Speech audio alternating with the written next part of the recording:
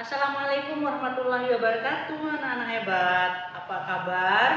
Semoga semuanya tetap dalam keadaan sehat dan tetap semangat walaupun pembelajaran kita sekarang masih dari rumah. Jadi Ibu berharap kalian tidak kendor semangatnya untuk melakukan hal-hal terbaik di masa pandemi.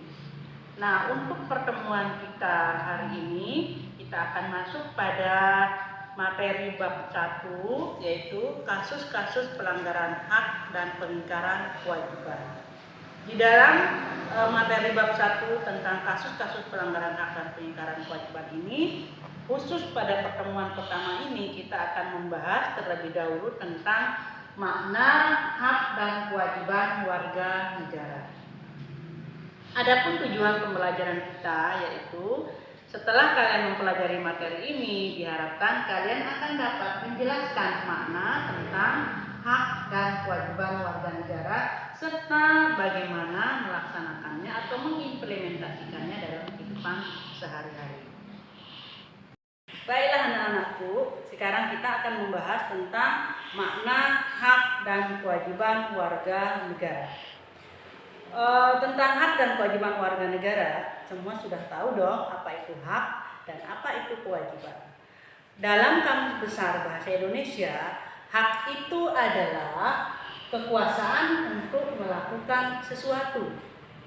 Jadi hak itu adalah kekuasaan untuk melakukan sesuatu, jadi penggunaannya tergantung pada kita. Boleh menggunakannya, boleh juga tidak menggunakannya. Sedangkan kewajiban adalah apa yang seharusnya kita laksanakan.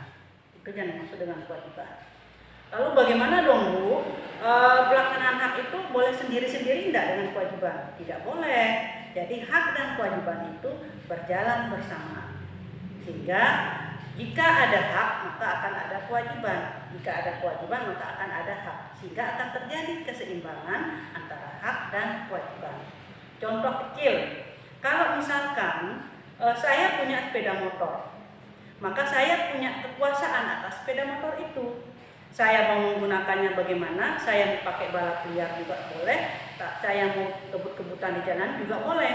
Kalau kita mengambil definisi daripada hak. Tetapi ingat sekali lagi, hak itu tidak berjalan sendiri. Dia didampingi oleh kewajiban.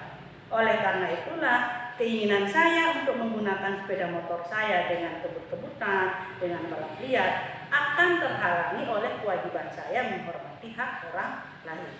Jadi seperti itu. Jadi jangan mentang-mentang bahwa hak itu adalah kekuasaan kita untuk melakukan sesuatu atas kita semaunya untuk melakukan tindakan apapun. Tidak seperti itu.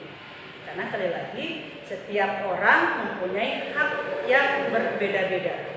Dan kewajiban kita adalah menghormati hak orang lain. Tadi Ibu sudah sampaikan bahwa setiap orang memiliki hak dan kewajiban yang berbeda, tergantung pada kedudukannya di dalam masyarakat maupun kedudukannya dalam sebuah negara. Nah, kita sebagai warga negara, kedudukan kita sebagai warga negara, bagaimanakah hak kita, bagaimana kita melaksanakan hak kita sebagai warga negara? Tentunya diatur dalam Undang-Undang Dasar tahun 1945. Nah, sebelum mengetahui tentang bagaimana hak dan kewajiban kita di dalam Undang-Undang Dasar 1945, kita harus tahu warga negara itu apa. Warga negara itu adalah orang-orang yang mendiami sebuah negara. Bahkan warga negara itu adalah unsur terbentuknya sebuah negara. Di dalam Undang-Undang Dasar Negara Republik Indonesia tahun 1945 dijelaskan tentang khususnya pasal 26 dijelaskan bahwa warga negara adalah orang-orang Indonesia asli dan orang-orang bangsa lain yang disahkan oleh undang-undang sebagai warga negara. Itulah yang dimaksud dengan warga negara. Lalu bagaimana hak dan kewajiban warga negara di dalam Undang-Undang Dasar Negara Republik Indonesia tahun 1945?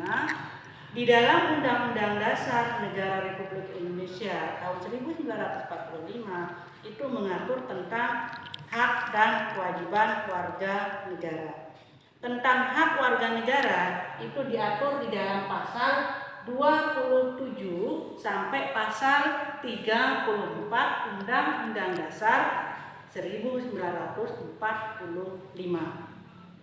Kemudian tentang kewajiban warga negara itu diatur di dalam pasal mulai dari 1 pasal 27 Undang-Undang Dasar 1945 yaitu pasal 1.